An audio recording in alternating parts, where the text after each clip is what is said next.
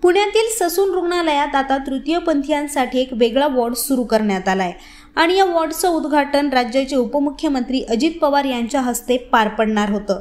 तर या उद्घाटन प्रसंगीच्या कार्यक्रम पत्रिकेवर स्थानिक आमदार म्हणून आपलं नाव नसल्यामुळे भाजपचे आमदार सुनील कांबळे हे संतप्त झाले आणि त्यांनी अजित पवार गटाचे पदाधिकारी जितेंद्र सातव यांच्या कानशिलात लगावली असा व्हिडिओ व्हायरल झाला।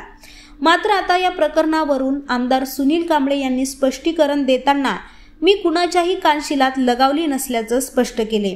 याशिवाय समोरची व्यक्ती कोण होती हे मला माहिती नव्हतं, त्यामुळे मी का बरं मारहाण करेल असा सुद्धा प्रश्न कांबळेंनी उपस्थित केलाय।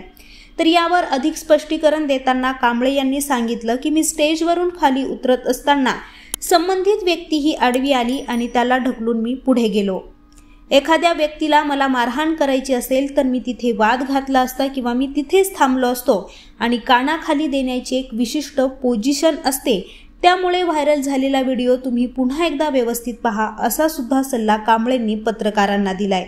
तर जितेंद्र सातव हे राष्ट्रवादीच्या वैद्यकीय पक्षाच्या मदत केंद्राचे प्रमुख आहेत आणि ससूनमध्ये पार पडणाऱ्या कार्यक्रमाची सगळी जबाबदारी ही सातव यांच्यावरच होती।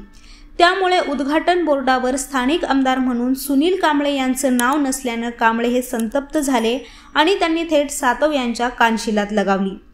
विशेष म्हणजे राज्याचे उपमुख्यमंत्री अजित पवार यांच्या उपस्थितीत कांबळेंनी सातवांच्या कानशिलात लगावल्यामुळे सगळीकडेच आता आश्चर्य व्यक्त केलं जाते।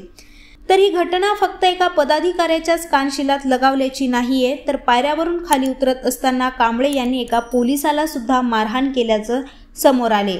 त्यामुळे आता पोलीस नेमकी काय भूमिका घेणार हे पाहणं महत्त्वाचं ठरणार आहे। तर यांसारख्याच ताज्या घडामोडी जाणून घेण्यासाठी लेट्स अप मराठीला सर्वच सोशल मीडिया हँडलवरती फॉलो करायला विसरू नका। पाहत रहा लेट्स अप मराठी।